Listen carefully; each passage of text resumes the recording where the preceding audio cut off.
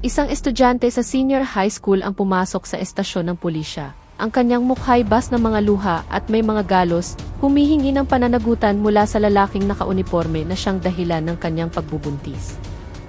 Ngunit sa halip na katarungan, karahasan sa harap ng publiko ang kanyang tinanggap. Hanggang sa isang batang pulis ang tumayo at binago ang lahat. Tanghaling tapat noon, at ang sikat ng araw ay tila isang nagbabagang bakal na walang awang nakabitin sa kalangitan ng Maynila. Ang simento sa labas ng himpilan ng pulisya ay naglalabas ng alinsangan na halos makapaso sa sinumang dadaan. Sa gitna ng katahimikan at kaayusan ng mga nakaparadang sasakyan ng gobyerno at abalang mga unipormadong opisyal, isang figura ang lumitaw na tila hindi kabilang sa eksena. Isang dalagitang nag-iisa ang dahan-dahang humakbang. Ang pangalan niya ay Lina. 17 taong gulang pa lamang siya. Suot niya ang kanyang uniporme sa pampublikong paaralan, puting blusa at asul na paldang may mga guhit, malinis ngunit gusot na dahil sa mahabang biyahe at sa bigat ng pasaning emosyonal na kanyang dinadala. Sa kanyang ulo, isang puting hijab ang nakatali, bahagya ng mamasa-masa dahil sa pawis. Isang itim na backpack ang nakasabit sa kanyang likuran, hindi gaanong kalaki, ngunit tila napakabigat, na sumasagisag sa lahat ng sakit at takot na dinala niya mula sa kanilang bahay sa araw na iyon. Hindi pumunta si Lina para sa mga usaping pampaaralan, hindi rin para magulat ng nawawalang gamit o mag-renew ng lisensya. Pumunta siya para sa isang bagay na mas malaki pa sa kanyang sarili. Isang bagay na hindi dapat maranasan ng isang dalagitang tulad niya. Dumating siya na may magandang mukha na ngayon inamumutla dahil sa pagod at sa mga luhang hindi tumitigil sa pag-agos. Ang kanyang maputing balat ay lalong nagbibigay diin sa kanyang mga matang namamaga dahil sa matagal na pag-iyak sa katahimikan. Ngunit hindi siya huminto. Alam niya na sa oras na pumasok siya sa gusaling iyon, ang kanyang buhay ay maaaring magbago magpakailanman. Maaaring patungo sa katarungan o mas lalo pang lumubog sa balo ng pighati. Ngunit wala siyang pagpipilian. Kailangan niyang dumating ngayon. Kailangan niyang harapin ang pulis na iyon. Ang pulis na nagngangalang Ricardo Vargas. Ang pintuan sa harap ng himpilan ng pulisya ay malawak na nakabukas. Ang hangin mula sa loob na pinalalamig ng aircon ay humampas sa mukha ni Lina na basa ng pawis. Tumayo siya sandali sa bukana, huminga ng malalim. Ang kanyang puso ay kumakabog ng napakabilis. Ang kanyang lalamunan ay tila may bumabara. Ngunit humakbang pa rin siya, 1, 2 beses. Dahan-dahan ngunit may katiyakan. Ang loob ng himpilan ay maliwanag, maayos at puno ng aktibidad. Ngunit walang pakialam si Lina. Ang mundo sa kanyang paligid ay tila walang buhay. Nakatuon lamang siya sa iisang layunin, hanapin ang lalaking sumira sa kanyang buhay at basta na lamang siyang iniwan na parang walang nangyari. Pipilitin niyang harapin ito ang katotohanan. Nagpatuloy siya sa paglakad, nilampasan ang mga mesang pangserbisyo na walang gaanong tao. Ang kanyang mga mata ay nagmamasid sa bawat mukha ng pulis na dumadaan. Wala ni isa sa kanila ang kanyang nakilala. Ngunit hindi huminto ang kanyang mga hakbang. Ang kanyang kamay ay mahigpit na nakahawak sa dulo ng kanyang hijab. Ang kanyang mga labi ay nagsimulang manginig. Ang mga luha ay handa nang bumagsak muli. Alam niyang hindi ito ang lugar para umiyak ang isang estudyante sa high school. Ngunit hindi lamang siya basta umiiyak. Dala-dala niya ang isang katotohanang nais ibaon sa limot ng isang taong nakaunipormeng kayumanggi. Hindi siya dumating para makiusap, kundi para maningil. Ang huling hakbang ay nagdala sa kanya sa gitna ng himpilan ng pulisya. Doon, na may nanginginig na boses, handa na niyang buksan ang sugat sa harap ng lahat. Ang malamig na hangin mula sa air conditioner ay dumampi sa balat ni Lina pagpasok niya sa malaking himpilan ng pulisya. Ang kapaligiran sa loob ay salungat sa nakapapasong init sa labas. Puno ng aktibidad ang malawak na silid, ngunit hindi sa paraang mayroong emergency o seryosong usapin. Sa harapang bahagi, ilang pulis ang nakaupo sa kani-kanilang mga mesa, nakatitig sa mga computer screen o naglilipat ng mga papel na may walang emosyong mukha. Sa kanang bahagi, isang grupo ng mga pulis ang tila nagre-relax sa isang mahabang sopa, mahinang nagtatawanan habang humihigop ng kape at nagbibitaw ng mga birong walang kabuluhan. Walang sinuman ang nag-abala, walang sinuman ang tunay na alerto. Inakala nilang lilipas ang araw na iyon tulad ng karaniwan. Magaan, walang laman, walang sorpresa. Ngunit pagkatapos ay bumukas ang pinto. Isang dalagitang nakauniporme sa high school ang pumasok na may mabagal na hakbang. Namamaga ang mga mata, maputla ang mukha, at hindi regular ang paghinga. Si Lina ay nanigas sa gitna ng silid. Hindi siya nagsalita ng kahit isang salita. Ngunit ang mga luhang dumadaloy sa kanyang mga pisngi ay sapat na upang magpahiwatig na mayroong mali. Ang kanyang pag-iyak ay mahina, ngunit malinaw sa gitna ng ingay ng opisina na nagsimula ng humina. Ilang pulis ang lumingon, isa o dalawa ang tumayo mula sa kanilang mga upuan. Ngunit wala ni isang lumapit. Nagkatinginan lamang sila, nagtatanong sa kanilang mga isipan. Sino siya? Anong problema niya? Walang ginawa si Lina. Tumayo lamang siya. Nanginginig ang kanyang katawan. Mabigat ang kanyang paghinga.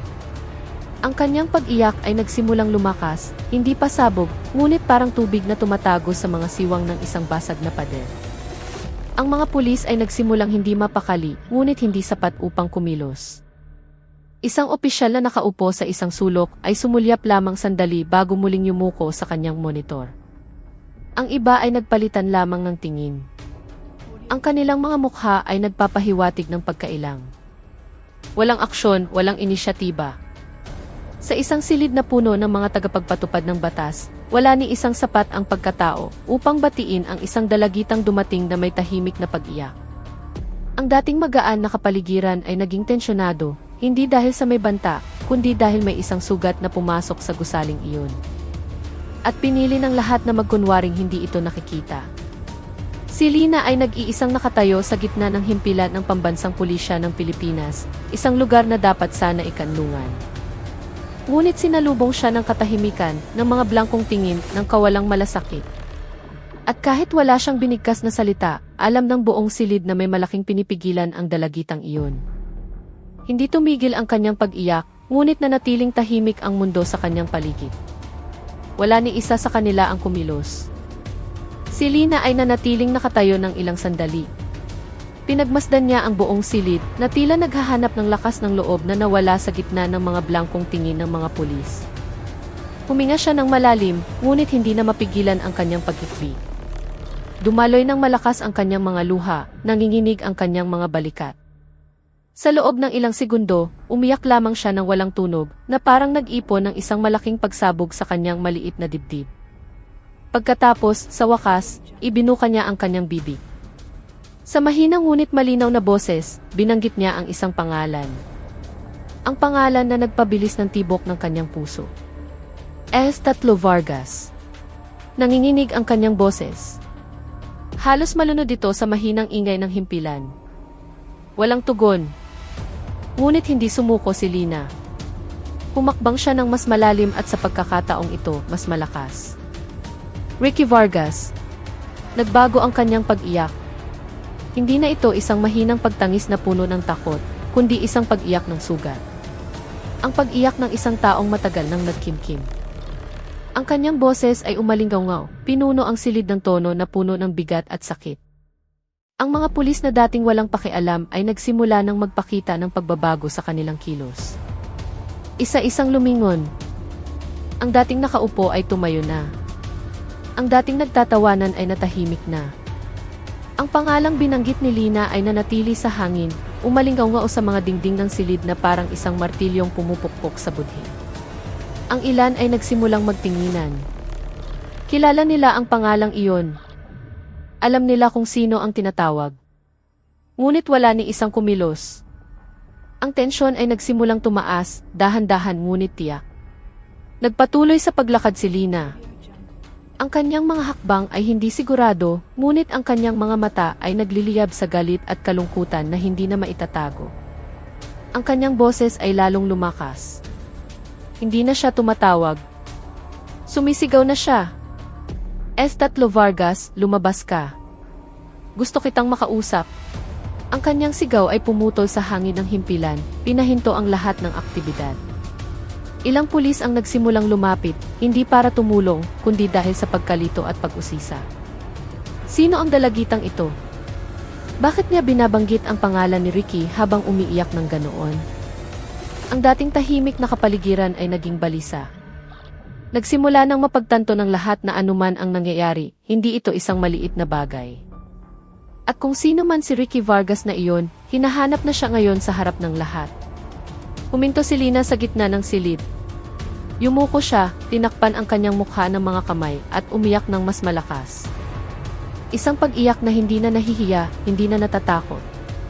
Isang pag-iyak na humihingi ng katarungan. Ang himpilan ng pulisya na dating tila isang komportableng lugar para sa mga opisyal ay naging isang entablado na puno ng tensyon. Ang dalagitang nakahisyab na puti ay nag-iisang nakatayo, ngunit ang kanyang katapangan ay nagpatahimik sa lahat. Tumanggi siyang manahimik, tumanggi siyang patahimikin. At sa gitna ng dagundong ng kanyang pag-iyak, isang bagay ang nagsimulang luminaw. Hindi siya aalis hanggat hindi lumalabas ang lalaking nagngangalang Ricardo at naririnig siya ng direkta. Mula sa likod ng isa sa mga pinto sa silangang bahagi ng himpilan, maririnig ang mabibigat at mababagal na yabag. Ang mga sapatos na pangserbisyo ay tumatama sa sahig na may ritmong tamad. At sa wakas, mula sa bukana ng pinto, lumitaw ang isang lalaking nakaunipormeng kayumanggi. Ang pangalan niya ay Ricardo, ngunit mas kilala bilang Ricky. 35 taong gulang, mataba ang pangangatawan. Ang kanyang tiyan ay umuumbok, pinipiga ang kanyang sinturo na mukhang masyadong masikip. Ang kanyang mukha ay bilog na may malapad na noo, manipis na buhok na suklay ng basta-basta, at pawis na nagsisimulang dumaloy sa kanyang sentido. Kahit na may air conditioner ang silid, naglakad siya na parang karaniwan, kinakamot ang tiyan, dala ang isang plastik na baso ng itim na kape. Ngunit biglang huminto ang kanyang paglakad nang magtama ang kanilang mga mata ng figurang nanginginig sa gitna ng silid. Si Lina, ang dalagitang nakahisyab na puti na umiiyak habang yakap ang itim na backpack sa kanyang dibdib. Nanigas ang tingin ni Ricky. Sa isang iglap, natahimik ang silid. Nanliit ang mga mata ni Ricky. Napigil ang kanyang paghinga. Nakilala niya ang mukhang iyon, isang pangalan na ilang linggo na niyang sinusubukang kalimutan, na inaasahan niyang hindi na kailanman magpapakita sa lugar na ito. Ngunit iba ang sinabi ng katotohanan. Natigilan si Ricky sa bukana ng pinto. Namutla ang kanyang mukha. Mahigpit niyang hinawakan ang plastik na baso hanggang sa mamuti ang kanyang mga daliri. Ngunit mabilis siyang nakabawi. Huminga siya ng malalim, umiwas ng tingin, at sinubukang bumalik sa kanyang dating pag-ugali. Walang imik, inilihis niya ang kanyang tingin at humakbang sa kabilang direksyon. Nagkunwaring hindi nakakakilala. Ang kanyang kilos ay naging malamig. Ang kanyang mukha na sandaling nabigla ay naging blanko na ngayon, na parang ang dalagitang umiiyak at tumatawag sa kanyang pangalan ay hangin lamang na hindi karapat-dapat pakinggan. Sinubukan niyang baliwalain ang lahat. Nagkunwaring walang nangyari. Ngunit alam ng buong silid na nanigas ang kanyang katawan. Nagsimulang magmasid ang ibang mga pulis, ang kanilang mga tingin ay lumipat mula kay Lina patungo kay Ricky.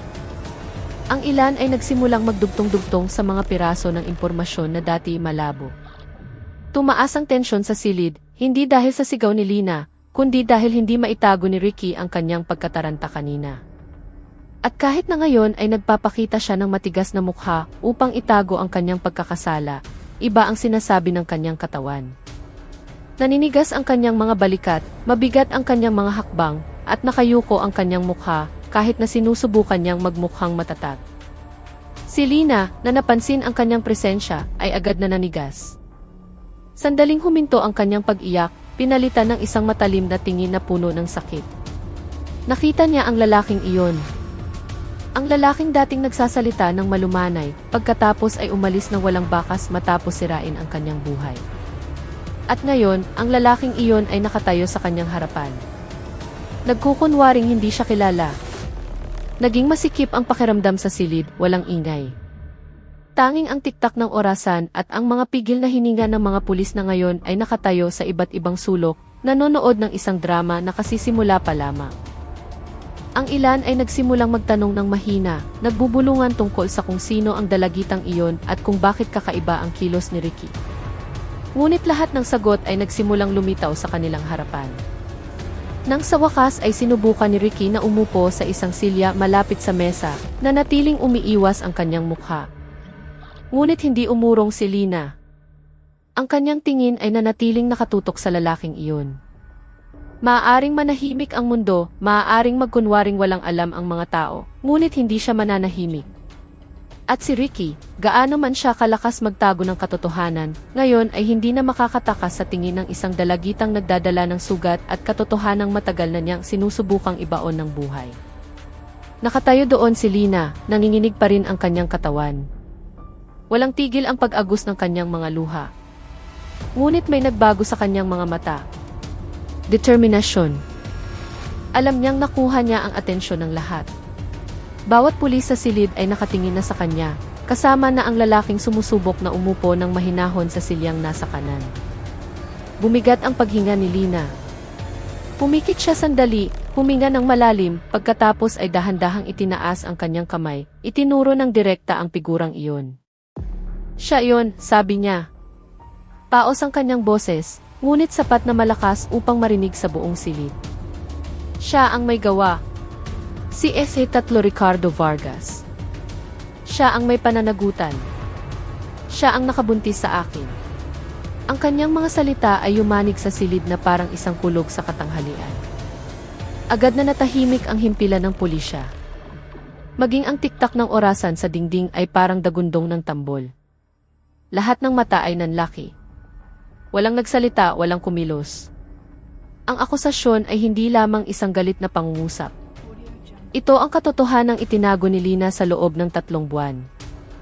At sa araw na ito, pinakawalan niya ang lahat. Sa mismong puso ng institusyon na dapat sana inagtataguyod ng katarungan. 3 buwan na ang tiyan ko, pagpapatuloy ni Lina na may nanginginig na boses. At siya, yang pulis na iyan. Siya ang humipo sa akin. Siya ang sumira sa akin, tapos iniwan akong parang walang nangyari. Naputol ang kanyang boses sa huling pangungusap, ngunit nanatiling matalim ang kanyang tingin. Hindi siya yumuko. Hindi siya nagmakaawa. Hindi siya nanuyo. Nagsalita siya sa harap ng batas, at hinihiling niyang magsalita rin ang batas. Sa kanyang paligid, ang mga pulis ay nakatayo lamang na tulala. Ang ilan ay nagsimulang magbulungan. Ngunit wala ni isang nangahas na sumingit, tumawa o magpakalma. Dahil alam nilang hindi ito isang drama ng mga teenager. Ito ay isang pag-amin ng isang biktima na dumiretso sa pugad ng salarin. Si Ricky, na kanina'y tuwid na nakaupo, ay nagsimulang hindi mapakali. Nanigas ang kanyang katawan, namutla ang kanyang mukha. Ang kanyang matatabang kamay ay mahigpit na nakakapit sa gilid ng silya, at pawis ang dumadaloy sa kanyang sentido. Ngunit sinubukan niyang manatiling kalmado. Inayos niya ang kwelyo ng kanyang uniforme, itinuwid ang kanyang mga balikat, pagkatapos ay tumawa ng bahagya, isang mapanuyang tawa na sumusubok na lumikha ng distansya sa pagitan niya at ng akusasyon. Ano nang pinagsasabi mo, miss? Sabi niya sa tono na medyo nang iinsulto. Sino ka ba? Hindi kita kilala. Tumawa siyang muli, mas malakas, sinusubukang dominahin ang sitwasyon. Ngunit ang kanyang tawa ay hungkag, pilit at may pait. Ang mga pulis na nakarinig ay hindi tumawa kasama niya. Sa halip, lalo silang natahimik. Ang ilan ay umatras, na tila na pagtantong nasasaksihan nila ang isang bagay na mas malaki pa sa isang simpleng away ng teenager at opisyal. Napakagatlabi si Lina, pinipigilan ang mga luhang muling nagbabadyang pumatak. Humakbang siya pasulong, nakaturo pa rin kay Ricky. Hindi ako baliw. Hindi ako naghahanap ng atensyon. Pumunta ako rito dahil gusto kong managot ka. Tumaas ang kanyang boses. Kilala mo ako. Huwag kang magkunwari. Yumuko si Ricky sandali. Umiwas ang kanyang mga mata, pagkatapos ay tumingin sa ibang mga pulis na tila humihingi ng tulong. Ngunit walang nagsalita sa silid na iyon. Sa pagitan ng katotohanan at kasinungalingan, tila huminto ang oras. At alam ng lahat na sa araw na iyon, may isang taong tumayo dala ang katapangan at may isa namang nagsimulang matakot sa anino ng kanyang sariling nakaraan. Inisandal ni Ricky ang kanyang matabang katawan sa silya na may pilit na kaswal na kilos. Matapos sumigaw si Lina at ilantad ang lahat, tumawa lamang siya ng mahina, mapanlait, na tila isang lalaking tiyak na hindi maaabot ng batas o kahihiyan. Baliw tong batang to, mahinang sabi niya habang umiiling. Hindi ko nga alam kung sino ka. Ang kanyang tingin ay nakatuon kay Lina, ngunit blanko, malamig at puno ng kasinungalingan. Huwag mong basta-basta ginagamit ang pangalan ko, ha? Estasyon ng pulis to, hindi lugar para magdrama ka. Tumayo siya, ang kanyang katawan ay nayanig dahil sa bigat, at itinuro ang pinto. Umuwi ka na. Lugar ng trabaho to, hindi lugar para gumawa ka ng gulo. Ang mga salitang iyon ay yumanig sa silid, hindi dahil sa nilalaman, kundi dahil sa kawalan ng pakiramdam. Ang isang opisyal ay walang pakundangan sa sigaw ng isang dalagitang dumating na may dalang sugat. Sa harap ng lahat, sinubukan ni Ricky na baliktarin ang sitwasyon. Na para bang siya ang biktima ng paninirang puri at si Lina ay isang pabago-bagong dalaga na nag-iimbento lamang. Minamaliit niya. Tinatanggihan niya. Pinagtatawanan niya ang katotohanang nakatayo na sa kanyang harapan. Nabigla si Lina. Ang mga matang dating puno ng galit ay ngayon nagluluha. Hirap siyang huminga. Nanginginig ang kanyang mga labi. At ang tanging lumabas sa kanyang bibig ay isang iyak na lalong lumakas, lalong nawasak. Yumuko siya, mahigpit na hinawakan ang ibabang bahagi ng kanyang hijab na parang nais pigilan ang kanyang katawan na halos matumba. Kilala mo ako, Ricky, sabi niya sa basag na boses. Alam mo yung gabing yon. Alam mo lahat ng ginawa mo sa akin. Ngunit mumisi lamang si Ricky at lumingon sa kanyang mga kasamahan habang nakataas ang kilay. Pakinggan niyo, mga pare. Sabi niya binuntis ko siya, 3 buwan na raw. Pero nasaan ang ebidensya? Ha? Ang kanyang boses ay malakas, mayabang, puno ng kumpiyansa na kung walang pisikal na ebidensya, hindi siya kailanman magagalaw. Itinaas ni Lina ang kanyang mukha, malakas ang agos ng mga luha. Wala akong ebidensya, pero may sugat ako. At alam kong totoo ang ginawa mo. Alam ng Diyos, Ricky. Ang kanyang pag-iyak ay naging isang sigaw. Ngunit ang kaharap niya ay isang makapal na pader ng kayabangan na hindi matatagos ng mga luha. Ang buong silid ay natigilan. Ang mga pulis na kanina inanonood lamang ay mukhang mas lito. Ang ilan ay lumipat ng posisyon. Ang ilan ay dahan-dahang umatras, ayaw masangkot. Ngunit mayroon ding yumuko, hindi makatingin sa dalagitang umiiyak sa gitna ng silid na sinasabing kanlungan ng mamamayan. Lumapit si Ricky kay Lina, bahagyang yumuko, at nagsalita sa mahinang ngunit matalim na boses, sa tingin mo maniniwala ang mga tao sa sinasabi mo. Wala kang ebidensya, wala kang saksi. Isa ka lang maliit na babae na natataranta dahil nabuntis ka kung kani-kanino. At ngayon, gusto mo akong isama para masira rin ang buhay ko. Ganon ba? Ang mga pangungusap na iyon ay parang isang patalim. Nanginginig si Lina, hindi dahil sa takot, kundi dahil sa sobrang sakit. Sinubukan niyang sumagot, ngunit walang lumabas sa kanyang bibig, kundi isang mas malalim na pag-iyak. Napaluhod siya, hawak ang kanyang tiyan na nagsisimula ng lumaki. Hindi lang siya emosyonal na nawasak, kundi durog bilang isang tao. Sinubukan niyang tumayo muli, mahina, ngunit ang kanyang mga mata ay nanatiling nakatutok kay Ricky na ngayon ay mayabang na nakatayo sa kanyang harapan. Matatandaan mo ang araw na to, Ricky. Matatandaan mong minsan pumunta ako rito. Tumayo sa harap ng lahat para maningil ang pananagutan mo. Sumigaw siya, ang kanyang pag-iyak at galit ay nagsama. Ngunit muli, umisi lamang ang lalaki. Lumakad siya patungo sa isang mesa sa likuran, kumuha ng isang papel at nagkunwaring abala. Na para bang ang nangyari ay hangin lamang na dumaan. Hindi pa rin kumikilos ang ibang mga pulis. Sila ay tulala. Marahil dahil sa takot, marahil dahil hindi nila alam kung kanino papanig. Ngunit isang bagay ang tiyak, sa araw na iyon, isang dalagita ang dumating na may dalang katotohanang hindi mapapatunayan, ngunit hindi rin maikakaila.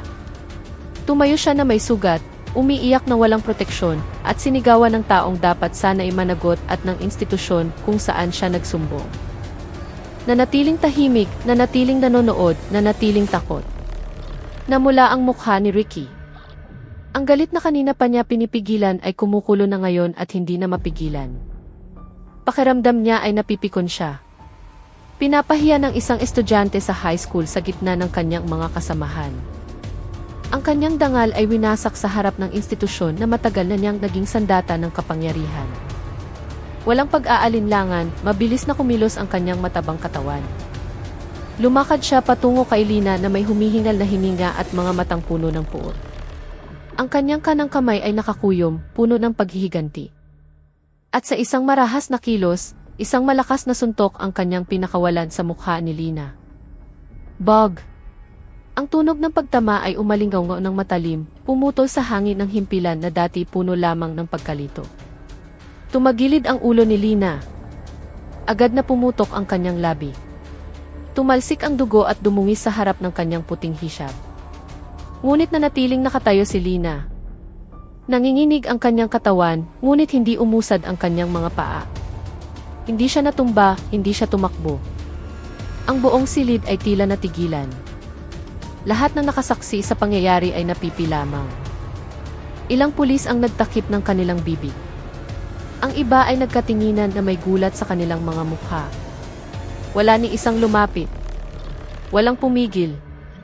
Ang suntok na iyon ay hindi lamang tumama sa mukha ni Lina, kundi pati na rin sa budhi ng lahat ng naroroon. Pinatunayan nito na ang krimen ay maaaring mangyari kahit sa sentro ng batas, at ang salarin ay maaaring tumayo ng walang takot. Itinaas ni Ricky ang kanyang baba, ang kanyang mukha ay puno ng huwad na tagumpay. Akala mo takot ako sa mga sinasabi mo, ha? Sigaw niya sa malakas na tono, pumutol sa nakakabinging katahimikan. Ang kanyang kamay ay nakakuyom pa rin, handang sumuntok muli kung magsasalita pa si Lina ng isang salita. Ngunit ang lumabas kay Lina ay hindi isang sigaw, kundi isang mas malakas at mas wasak na pag-iyak. Hinawakan ni Lina ang kanyang duguan na labi, ngunit ang kanyang mga mata ay nanatiling nakatingin ng diretsyo sa lalaking sumuntok sa kanya. Hindi siya nagsalita, ngunit ang kanyang mga luha ay nagsasabi ng maraming bagay tungkol sa sakit, pagtataksil, at katapangan na manatiling nakatayo. Sa tingin mo, kapag sinuntok mo ako, mabubura mo na ang lahat. Mahinang sabi niya, ngunit malinaw na narinig ng lahat. Hindi umurong si Lina. Mas lalong lumakas ang kanyang pag-iyak, ngunit nanatiling tuwid ang kanyang katawan. Hindi pinili ng dalagita na maging isang biktima na tumatakbo.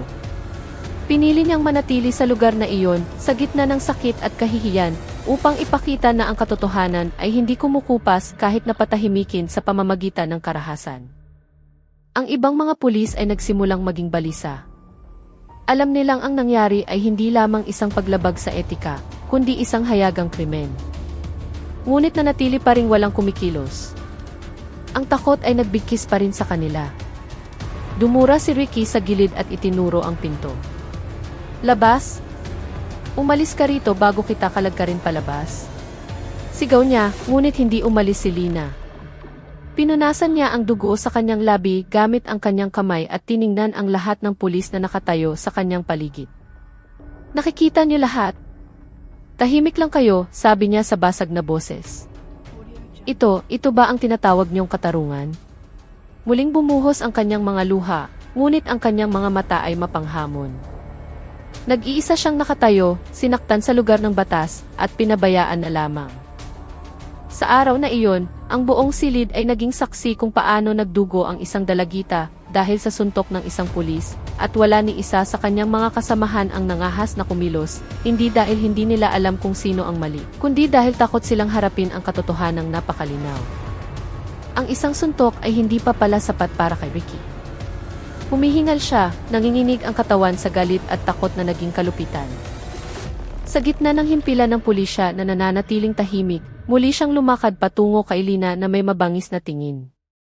Tulad ng isang mabangis na hayop na nawalan ng kontrol, wala na siyang pakialam sa sinumang nakakakita. Lumalaban ka pa sa akin dito. Sigaw niya habang itinaas ang kanyang kaliwang kamay at ibinaon ang kanyang mga daliri sa liig ni Lina. Sa marahas na paraan, mahigpit niyang sinakal ito, pinipiga ang lalamunan ng dalagita gamit ang buong lakas niya. Ang kanyang kanang kamay ay sumuporta sa diin, at sa isang iglap, hindi makahinga si Lina. Napiga ang kanyang liig, napigil ang kanyang paghinga, at ang dating malakas na pag-iyak ay naging isang mahinang ungol na lalong humihina. Nanatiling nakatayo si Lina. Kahit na nagsimulang manginig ang kanyang katawan at manghina ang kanyang mga paa, nanatili siya sa kanyang kinatatayuan. Ang kanyang dalawang kamay ay nakataas, sinusubukang itulak ang dibdib ni Ricky, sinusubukang alisin ang sakal na lalong humihigpit. Namula ang kanyang mukha, nanlaki ang kanyang mga mata, at ang kanyang bibig ay malawak na nakabukas, naghahanap ng hangin na hindi makapasok. Bumuhos ang kanyang mga luha, ngunit halos mawala na ang kanyang boses. Pinalitan ito ng maikling, putol-putol na paghinga. Ang dugo mula sa kanyang labi ay patuloy pa ring tumutulo, ngayon ay halo na sa laway at sa natitirang hininga. Ngunit sa mga mata ng dalagita, walang senyales ng pagsuko.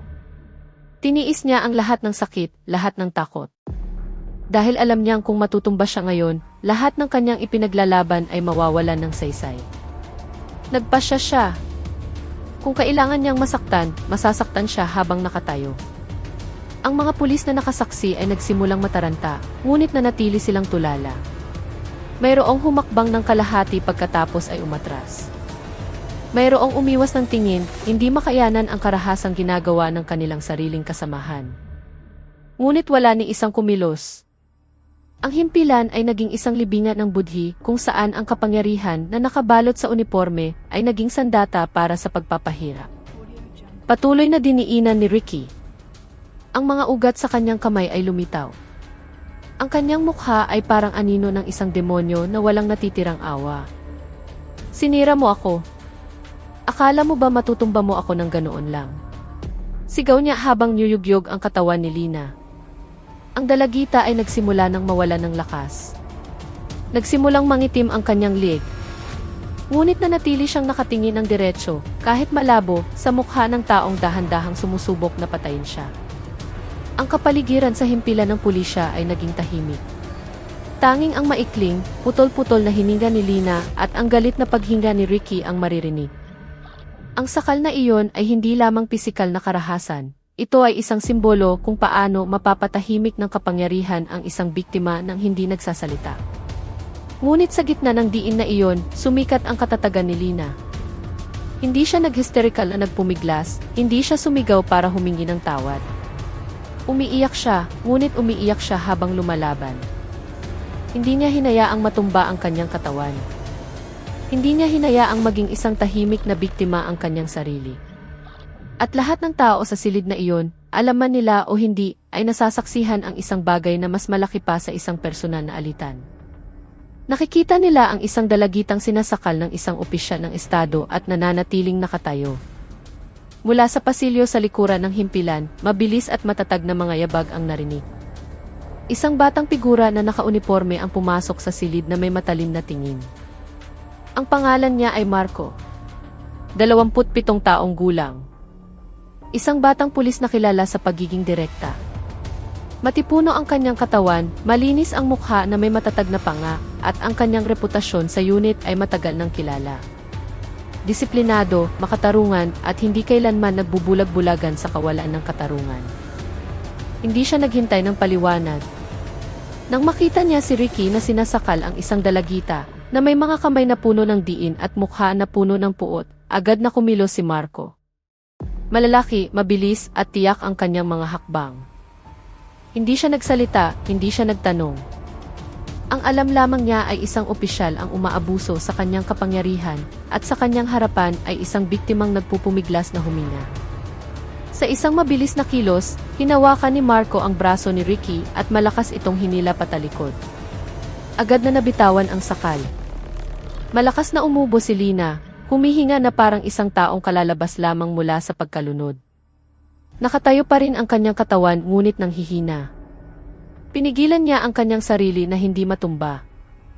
Hawak niya ang kwelyo ng kanyang damit. Namumula at may marka ang kanyang leg. Si Ricky, na nawala ng balanse dahil sa biglaang paghila, ay sinubukang lumaban. Hoy, ikaw! Ngunit bago pa matapos ang mga salitang iyon, isang tuwid na suntok ang pinakawalan ni Marco sa kanyang mukha. Ang suntok ay malakas, mabilis at tiyak na tumama. Blag! Ang tunog ng pagtama ng buto at laman ay pumutol sa katahimikan. Agad na nabali ang ilong ni Ricky.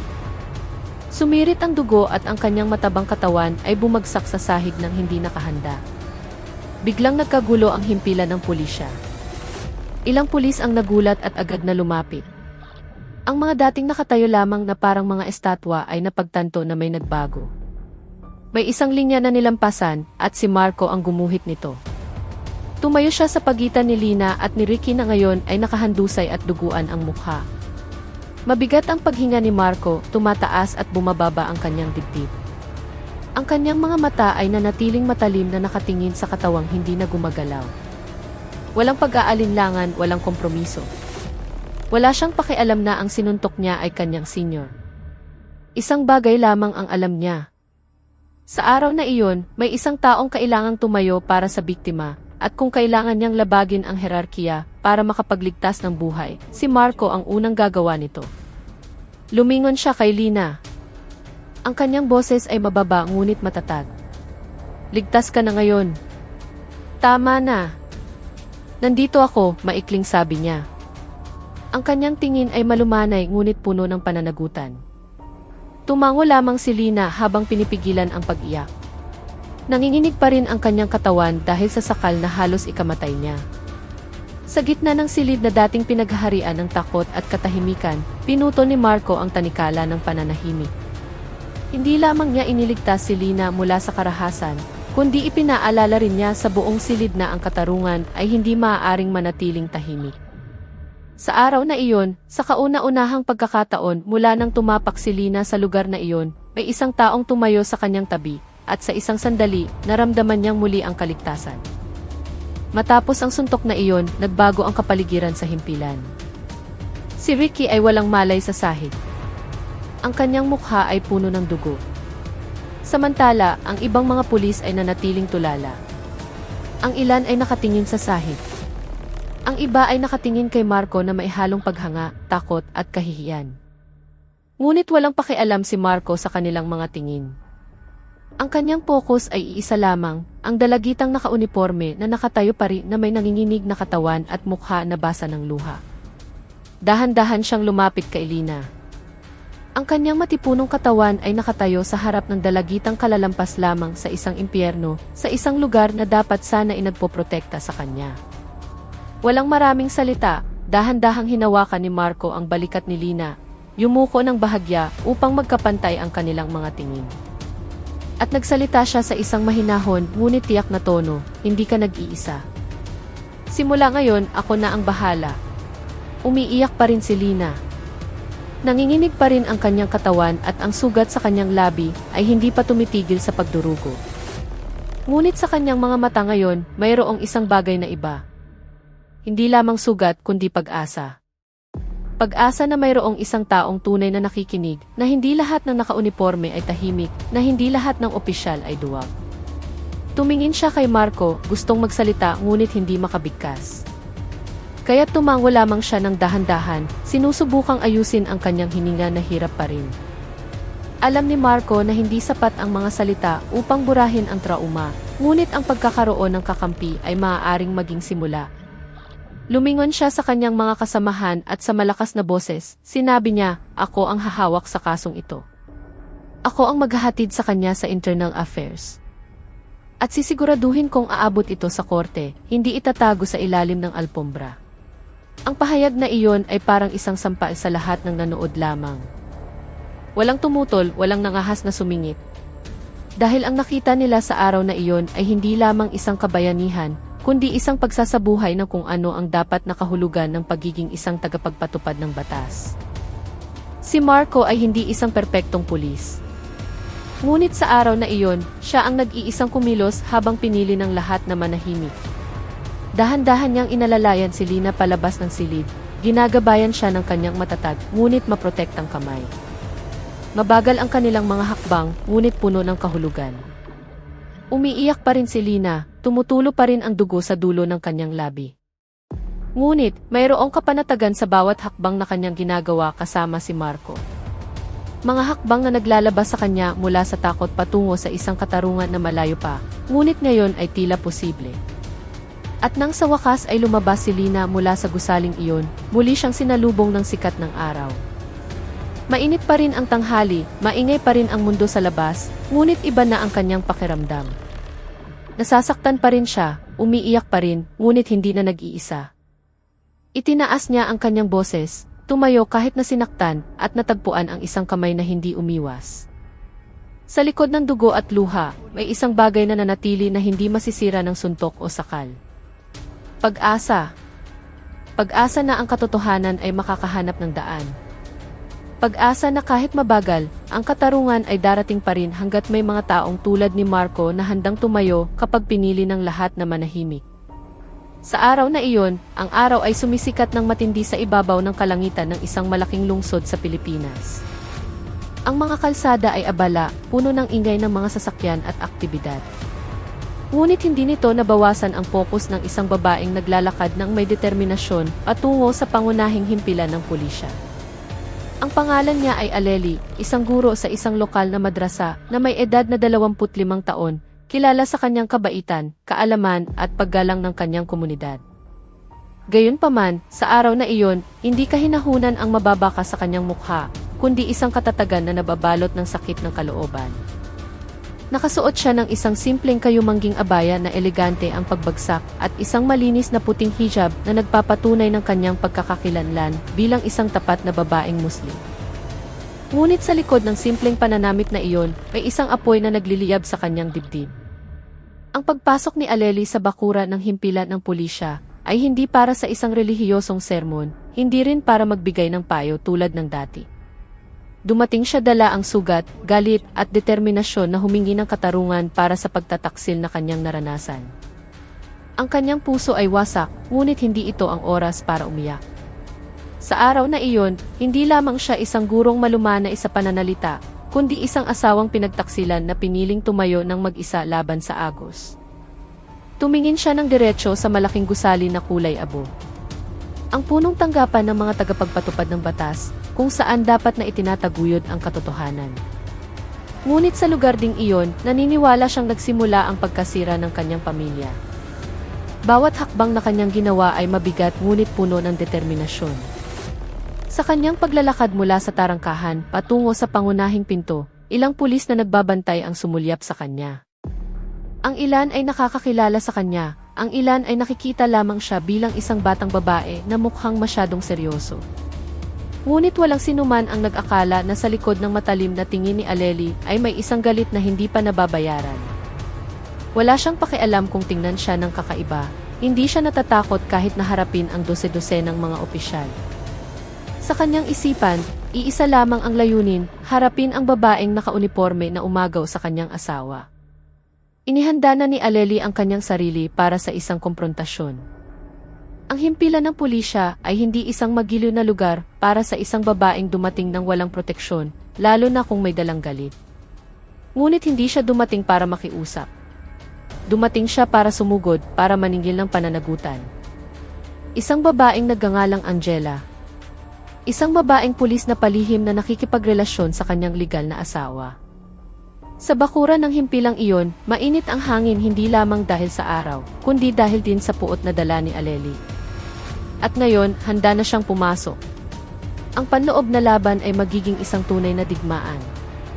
Nang humakbang si Aleli sa loob ng gusali ng himpilan ng pulisya, hindi niya natagpuan ang isang disiplinadong kapaligiran sa trabaho o mga seryosong mukha ng mga tagapagpatupad ng batas. Sa halip, ang kaswal na kapaligiran ay kapansin-pansin, parang isang hindi binabantayang pahingahan. Ilang pulis ang nakaupo ng komportable sa sopa. Ang ilan ay nakasandal na nakataas ang mga paa sa mesa. Ang malakas na tawanan ay pumutol sa katahimikan ng silid. Na para bang nasa isang karinderya sila, hindi sa sentro ng isang institusyon ng batas ng bansa. Ang tanawing ito ay malayo sa inaasahan ni Aleli at nakakadiri para sa isang babaeng dumating na may dalang sugat at pag-asa sa katarungan. Wala ni isa sa kanila ang tumayo para batiin siya o kahit man lang magtanong kung ano ang kanyang sadya. Kahit na ang kanyang hitsura ay malinaw na iba, elegante, maayos, at ang kanyang mukha ay nagpapahiwatig ng kaseryosohan. Ngunit ang mga pulis na iyon ay tila bulag sa galit na malinaw na mababasa sa kanyang mga mata. Patuloy silang nagtawanan, nag-uusap tungkol sa mga walang kabuluhang bagay. Paminsan-minsan ay nagbibitaw ng mga murang biro. Tumayo si Aleli ng ilang sandali malapit sa pinto, umaasang may kahit isang magbibigay pansin. Ngunit ang pag-asang iyon ay sinagot lamang ng mga tamad na tingin at isang mapanuyang ngiti. Tumingin si Aleli sa paligid na mailabis na pagkadismaya. Ang himpilang dapat sana ilugar kung saan naghahanap ng proteksyon ang mga mamamayan ay naging isang lugar na puno ng kapabayaan. Ramdam niya kung gaano kapurol ang diwa ng pananagutan na naninirahan sa silid na iyon. Hindi lamang ito tungkol kay Angela. Ito ay tungkol sa isang sistema na hinahayaan ang mga opisyal na maging kampante, na kinakalimutan ang kanilang pangunahing tungkulin bilang tagapagtanggol ng bayan. Mahigpit niyang hinawakan ang kanyang handbag, sinusubukang pigilan ang sarili na hindi agad ilabas ang kanyang galit. Kahit na ang apoy ay nasusunog na sa kanyang dibdib. Ngunit si Aleli ay hindi isang babaeng madaling matakot sa ganitong uri ng kapaligiran. Tumayo siya ng tuwid, hindi gumagalaw kahit na siya ang sentro ng mga tingin. Alam niyang nakakagambala ang kanyang presensya sa kanilang kaginhawahan at iyon mismo ang kanyang layunin. Hindi siya dumating para pasayahin ang sinuman. Dumating siya dala ang isang sugat na kailangang bayaran. At sa gitna ng silid na puno ng biruan at tawanan, ang tanging boses na maririnig nila sa lalong madaling panahon ay ang boses ng katotohanang dadagundong mula sa bibig ng isang asawang pinagtaksilan. Walang sinayang na oras, humakbang si Aleli ng mas malalim sa gitna ng silid. Namula ang kanyang mukha, hindi dahil sa hiya, kundi dahil sa galit na umabot na sa sukdulan. Bahagyang humihingal siya, ngunit nanatiling malinaw at puno ng diin ang kanyang boses. Gusto kong makausap ang isang babaeng pulis na nagngangalang Angela, malakas niyang sabi, na naging dahilan upang lumingon ang ilang ulo. Ang kanyang mga mata ay matalim, tumatagos ng diretsyo sa sinumang tumitingin sa kanya na parang siya ay hangin lamang. Wala nang paligoy-ligoy, kailangan niyang makita ang pangalang iyon, Angela, ngayon din. Sa oras na iyon, nang walang pagkaantala. Ngunit ang reaksyon na kanyang natanggap ay lubos na nakakadismaya. Sa halip na may tumayo o sumubok na tumulong, ang mga lalaking pulis ay nagkatinginan lamang at mahinang tumawa. Ang ilan ay direktang tumawa ng malakas. Na para bang ang tanong ni Aleli ay isang murang biro na dapat pagtawanan. Isa sa kanila ay bumisipa at nagsalita sa isang mapaglarong tono, "Wow, seryoso naman, ma'am. Naghahanap ka ba ng karibal?" Ang mga salitang iyon ay sinundan ng mas malakas na tawanan na nagpapakita kung gaano kabulok ang pag-ugali ng mga opisyal na dapat sana inagtataguyod ng etika at kagandahang asal sa kanilang tungkulin. Nanatiling tulala si Aleli, ngunit hindi dahil sa pag-aalinlangan. Pinipigilan niya ang kanyang galit na lalong tumitindi. Sa kanyang dibdib, ang alon ng galit ay parang isang bagyo na naghihintay na pakawalan. Hindi lamang niya naramdaman na minamaliit siya bilang isang babae, kundi pinapahiya rin siya bilang isang asawang humihingi ng kanyang karapatan. Nagtanong siya na may layuning maging malinaw, ngunit sinagot siya ng insulto at murang biro. Nanginginig ang kanyang puso, hindi dahil sa takot, kundi dahil sa galit. Hindi lamang ito tungkol kay Angela, kundi tungkol sa pagyurak sa dignidad. Isang babae na dapat sana ipinoprotektahan ng batas. At sa gitna ng pangutya, nagsimulang magsalita si Aleli ng mas malakas. Inulit ang kanyang tanong ng walang takot, ang kanyang boses ay pumutol sa silid, pinatahimik ang ilan sa mga tawanan na nawawalan na ng kontrol. Hindi ako nagbibiro. Gusto kong makausap si Angela. Ngayon na. Walang tono ng pakiusap sa kanyang boses. Tanging isang utos na binitawan ng isang taong sawang-sawa na sa mga murang laro sa isang lugar na dapat sana inagtataguyod ng katarungan. Ang mga mukha na dating nagtatawanan ay nagsimulang manigas na pagtantong ang babae sa kanilang harapan ay hindi isang ordinaryong tao. Ito ay isang babaeng dumating na may dalang sugat at handang lumaban. Sa halip na makaramdam ng pagkakasala o hiya matapos sawayin, lalo pang lumakas ang tawanan ng mga pulis. Na para bang ang babaeng nakahisyab na nakatayo sa kanilang harapan ay isang bagong aliwan sa gitna ng kanilang pagkabagot sa opisina.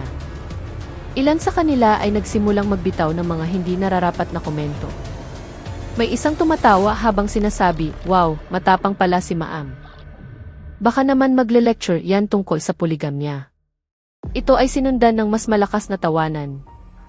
Ang isa pa ay mas bastos, sumipol pa ng malakas at kumindat kay Aleli. Na para bang walang pakialam na ang kanyang binibiro ay isang asawang humihingi ng katarungan, hindi isang murang entertainer. Ang berbal na panliligalig na iyon ay hindi lamang masakit, kundi nagpapakita rin kung paano ang isang institusyon na dapat sana inagpoprotekta sa mamamayan ay nagiging lugar ng mental na pang-aabuso at pagyurak sa dignidad. Nanigas si Aleli. Pinigil niya ang kanyang hininga, pinigil ang emosyon na gustong sumabog. Sa kanyang isipan, isang malaking tanong ang nagsimulang umalinggaw-ngaw. Ito ba ang tunay na mukha ng mga opisyal ng Estado? Ganito ba ang kanilang paggalang sa mga babae, sa isang guro, sa isang nasasaktang asawa? Nag-aalab ang kanyang puso, ngunit hindi gumagalaw ang kanyang katawan dahil ang kanyang kalaban ay hindi lamang isang tao, kundi isang sistema na nagpoprotekta sa mga taksil na nakauniporme. Ngunit kahit na binibiro at hayagang nililigalig, hindi na tinag si Aleli. Tumayo siya ng tuwid sa gitna ng silid na iyon, parang isang pader na hindi matitinag. Kumislap ang kanyang mga mata, hindi dahil sa luha, kundi dahil sa apoy ng galit na napakalakas na nagliliyab sa kanyang dibdib. Isa-isa niyang tiningnan ang mga mukha ng mga pulis, na naging dahilan upang ang ilan sa kanila ay umiwas ng tingin, na pagtantong ang tingin na iyon ay hindi isang ordinaryong tingin. Iyon ay ang tingin ng isang babaeng galit dahil sa pagtataksil, dahil sa pagmamaliit, at dahil wala ni isang tumayo para sa kanya. Ang kapaligiran sa silid ay nagsimulang magbago. Mula sa malakas na tawanan tungo sa isang hindi masabing kaba. At sa sandaling umabot sa sukdulan ang tensyon na iyon, bumukas ang pinto ng isang silid sa loob. Biglang natahimik ang lahat. Mula sa likod ng pintong iyon, lumitaw ang figurang hinihintay mula pa sa simula. Si Angela. Isang babaeng pulis na may edad na 27 taon, maganda, nakaunipormeng kumpleto, at nakatayo ng may kumpiyansa. Mukha siyang naguguluhan sa kaguluhan sa silid. Ngunit nang magtama ang kanilang mga mata ni Aleli, naging malinaw ang lahat. Ang pagtatagpo ng dalawang babae ay hindi isang ordinaryong pagtatagpo. Ito ang simula ng isang malaking pagsabog na hindi na maiiwasan. Si Angela. Ang babaeng pulis na kilala sa kanyang magandang mukha at kumpiyansa sa sarili ay lumabas mula sa likod ng pinto na may eleganteng ngunit maingat na mga hakbang. 27 taong gulang. Maayos ang kanyang hitsura na may kumpletong uniforme, makintab na sapatos, maayos na nakatali ang buhok, at ang kanyang dibdib ay puno ng mga medalya ng institusyon. Natigilan siya sandali sa kaguluhan sa gitnang silid, pagkatapos ay agad na napunta ang kanyang tingin sa babaeng nakahishab na kayumanggi na nakatayo sa gitna ng silid na may nagliliyab na mga mata. Sa isang iglap, nagkatinginan silang dalawa. Ang malamig na tingin ni Angela ay sinalubong ng nag-aalab na galit ni Aleli at sa tingin na iyon, nagsimula ang digmaan. Hindi nag-aksaya ng panahon si Aleli. Nang magtama ang kanilang mga mata, mabilis siyang lumapit kay Angela. Sumabog ang kanyang boses, malakas, at nanginginig sa sakit na hindi na maitago. Wala kang hiya. Sinira mo ang pamilya ko. Inagaw mo ang asawa ko. Malakas niyang sigaw, umalinggaw sa buong silid. Ang mga pulis na dating nang aasar ay nanigas na lamang. Hindi nila inaasahan na isang ganoon kalakas na komprontasyon ang mangyayari sa kanilang harapan. Hindi lamang nag-akusa si Aleli, kundi inilantad niya ang katotohanang matagal nang itinatago ng babaeng nakauniporme. Sandaling nagulat si Angela, ngunit hindi dahil sa pagkakasala. Sa halip, sinagot niya ito ng isang mapanuyang ngiti at isang mapanlibak na tono. Huwag kang ma'am. Kung lumayo ang asawa mo, baka nagsawa na siya sa'yo, sabi niya ng basta-basta, na parang isang matalim na kutsilyo sa dibdib ni Aleli. Ang mga salitang iyon ay tumama ng mas malakas kaysa sa isang bala. Biglang natahimik ang silid, lahat ay nagpigil ng hininga, naghihintay sa susunod na mangyayari. Nakatayo si Angela na nakataas ang baba, pakiramdam na nasa itaas siya, dahil sa kanyang uniforme, pakiramdam na protektado siya ng isang institusyon na hindi siya gagalawin. Gayunpaman, ang sagot na iyon ay gasolina na ibinuhos sa isang apoy na nagliliyab na. Pumikit si Aleli sandali, hindi para kumalma, kundi para pigilan ang sarili na hindi agad sumugod. Ngunit sa likod ng kanyang mga nakapikit na mata, nakita niya ang mukha ng kanyang asawa. Ang mukha ng lalaki ngayon ay natutulog sa yakap ng babaeng nakauniporme na ito. Ang sakit, galit at dangal na nyurakan ay naging isa. At sa araw na iyon, sa gitna ng isang institusyon ng batas na nananahimik, nagpasya si Aleli na hindi niya hahayaang makatakas ang babaeng ito ng ganoon na lamang. Ang pagsabog ay hindi na napigilan. Sumabog ang galit ni Aleli na parang isang bulkan na matagal nang nag-ipon ng presyon sa loob. Walang babala, bigla niyang sinabunutan ang buhok ni Angela ng marahas at malakas. Hinilan niya ito ng buong lakas hanggang sa tumagilid ang ulo ni Angela. Ang buhok na dating maayos ay nagusot na ngayon sa kanyang kamay. Isang asawang sinira ng pagtataksil. Isang malakas na sigaw ang lumabas sa bibig ni Angela. Isang sigaw ng sakit na hindi na maitatago sa likod ng isang mapanuyang ngiti o isang mayabang na kilos. Hindi na ito isang digmaan ng mga salita. Ito ay isang pagsabog mula sa isang pusong sobrang nasugatan. Tumumba si Angela, nawala ng balanse dahil sa marahas na paghila. Ang kanyang dalawang kamay ay sinubukang hawakan ang braso ni Aleli, sinusubukang makawala sa isang nakamamatay na hawak na walang awa. Ngunit walang pakialam si Aleli. Hindi na niya iniisip kung sino ang nakakakita, kung saan siya nakatayo, o kung ano ang unipormeng suot ng kanyang kalaban. Para sa kanya, ang babae sa kanyang harapan ay hindi na isang pulis, hindi rin isang simbolo ng batas. Siya ay isang kerida, isang maninira ng pamilya. At sa araw na iyon, mararamdaman niya kung gaano kasakit ang matagal na niyang tiniis. Binalik ni Aleli ang sakit sa kanya. Ang silid na dating puno ng tawanan ay naging isang nakakabinging katahimikan. Ang mga pulis na dating nang aasar at nagtatawanan sa guro ay nanigas na lamang. Wala ni isang kumilos. Hindi nila inaasahan na ang babaeng nakahishab na kanilang minamaliit ay magiging isang nag-aalab na apoy. Ang ilan sa kanila ay mukhang nataranta, ngunit masyado pang lito para kumilos. Hindi sila handa na harapin ang galit ng isang babae na kanilang inakalang mahina, tahimik, at walang magawa. Ang katotohanan sa araw na iyon ay yumanig sa kanila. Si Aleli ay hindi tulad ng kanilang inaakala. Sa gitna ng sigaw ni Angela at ng katahimikan ng mga opisyal, nanatiling nakatayo si Aleli na may nanginginig na katawan dahil sa emosyon. Ang kanyang mga kamay ay nakahawak pa rin sa buhok ng babaeng nakauniporme, at sa kanyang mga mata, walang kahit anong senyales na bibitaw siya. Nagbabala na siya, nagtimpi na siya, nagbigay na siya ng oras. Ngunit lahat ng iyon ay sinagot ng pangungutya at pagtataksil. Kaya ngayon, pinili niyang kumilos. Maaaring manahimik ang mundo, ngunit hindi siya mananahimik. Hindi na. Na may nanginginig na mga kamay dahil sa emosyon na hindi na mapigilan, mahigpit na ikinuyom ni Aleli ang kanyang kamao. Ang kanyang mga mata ay matalim na tumatagos. Nanginginig ang kanyang katawan, hindi dahil sa takot, kundi dahil sa matagal na pagtitiis sa sakit na ngayon ay naging isang kilos. Walang pag-aalinlangan, iwinasiwas niya ang kanyang kamay ng buong lakas, diretso sa mukha ni Angela. At sa isang iglap, blag, umalinggaw ang isang malakas na tunog ng suntok, yumanig sa buong silid. Ang pagtama na iyon ay hindi lamang isang pisikal na tunog, kundi isang dagundong ng galit na matagal ng kinimkim, ngayon ay sumabog sa isang suntok na humihingi ng ganti. Nabigla si Angela, tumagilid ang kanyang ulo at nawalan siya ng balanse. Agad na umagos ang sariwang dugo mula sa kanyang labi na pumutok dahil sa suntok. Tumumba siya sa sahig, umuungol sa sakit. Ang kanyang kanang kamay ay nakahawak sa kanyang bibig na puno ng dugo, habang ang kanyang kaliwang kamay ay sumusuporta sa kanyang nanghihinang katawan. Tumingin siya ng nanlalabo kay Aleli.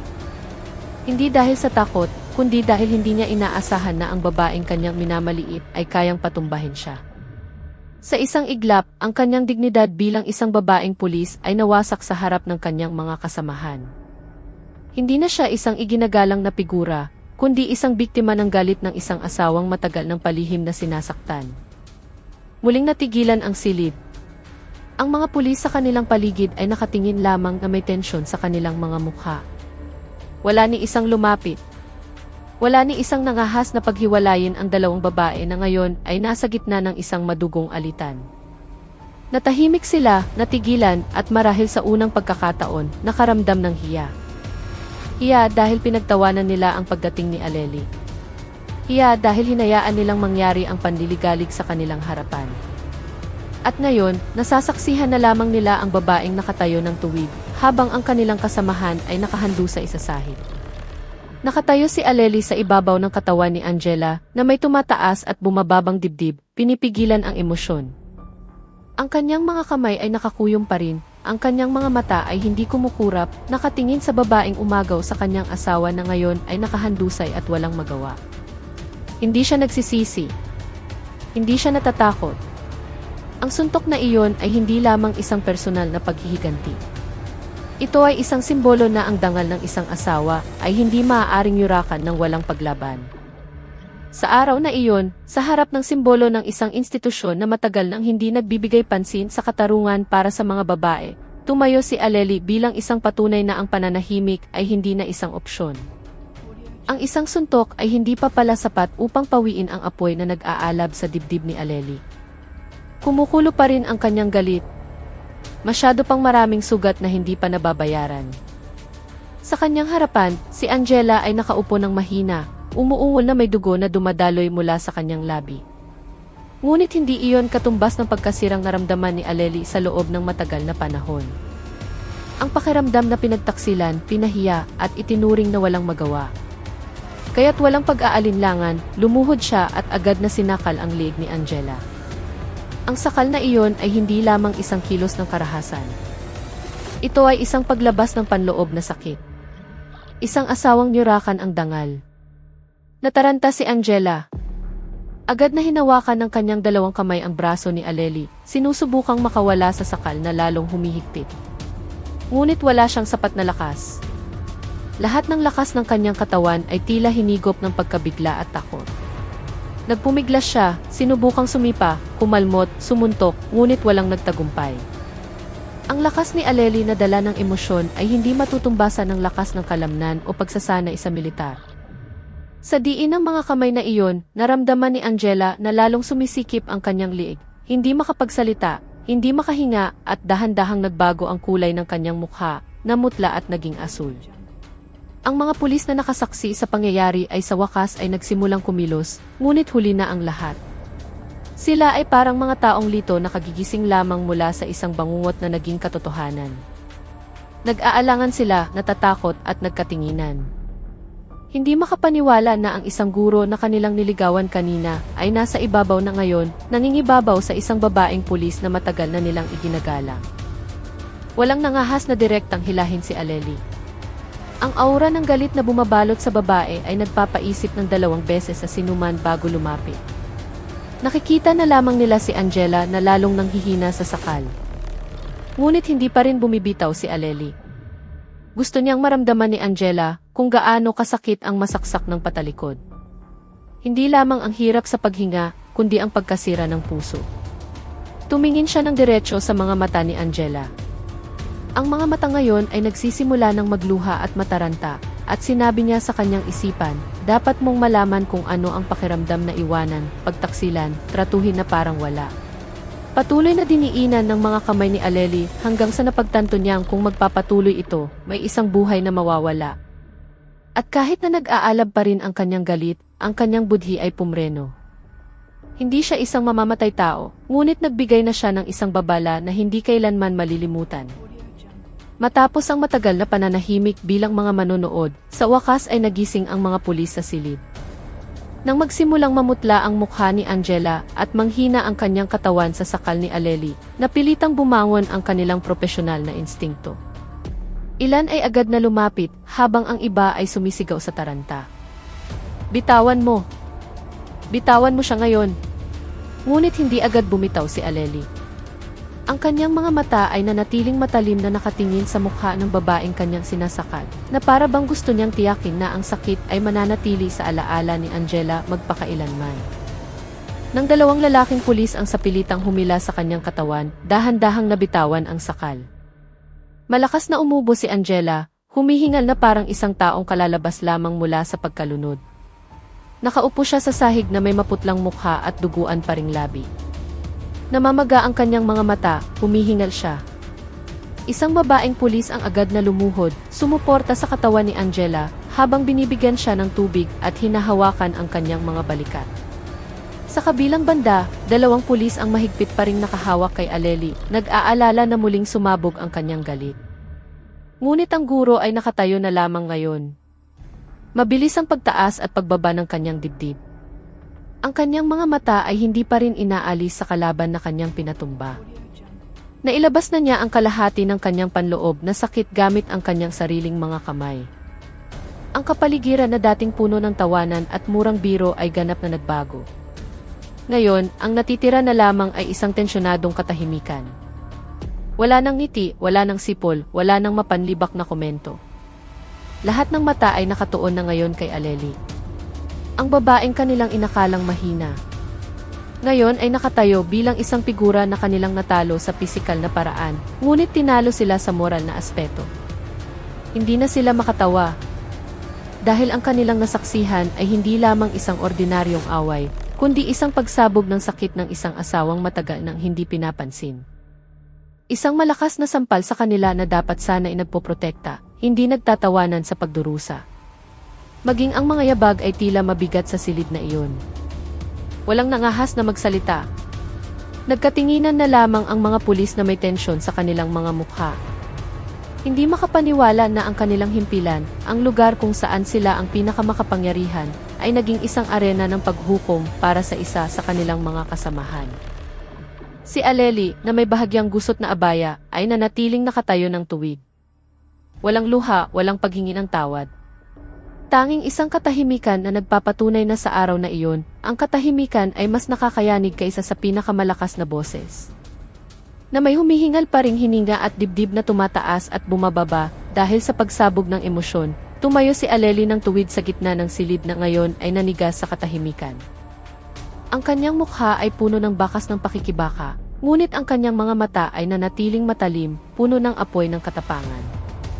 Walang pag-aalinlangan, itinaas niya ang kanyang kamay at itinuro si Angela. Isang simpleng kilos na parang isang hindi nakasulat na hatol. Sinundan ng lahat ng mata ang direksyon ng kanyang daliri. Hindi lamang ito isang senyales ng galit, kundi isang simbolo na hindi titigil si Aleli dito. Itinakda na ng babae ang kanyang determinasyon, magpapatuloy ang laban na ito, ngunit hindi na sa isang silid na puno ng tawanan at pang-aabuso, kundi sa harap ng batas. Muling umalingaw-ngaw ang boses ni Aleli, matatag at malakas, pumutol sa hangin na kanina inagyelo. Dadalhin kita sa korte.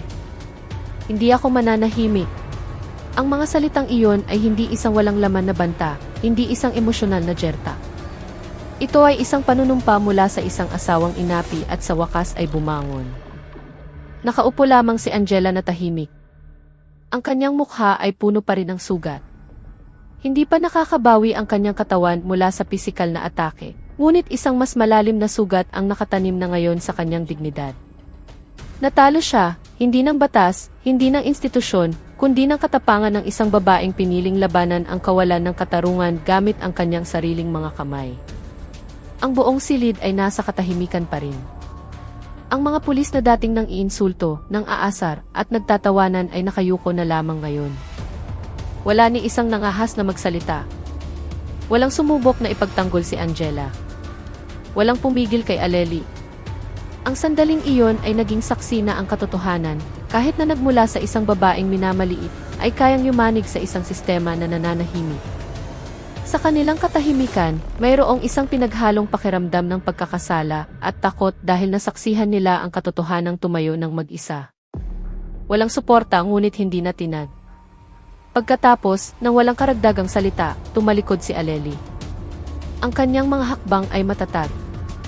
Kahit na malinaw na pagod ang kanyang katawan at isipan, nilampasan niya ang mga pulis nang hindi lumilingon. Nag-iwan ng isang marka ng dignidad na hindi madaling mabura. Bumukas ang pinto ng himpilan at muling sinalubong siya ng liwanag ng araw. Isa-isa, lahat na nakasaksi ay napipina lamang. Dahil sa araw na iyon, hindi lamang isang asawa ang sumugod sa isang kerida, kundi isang guro, isang babae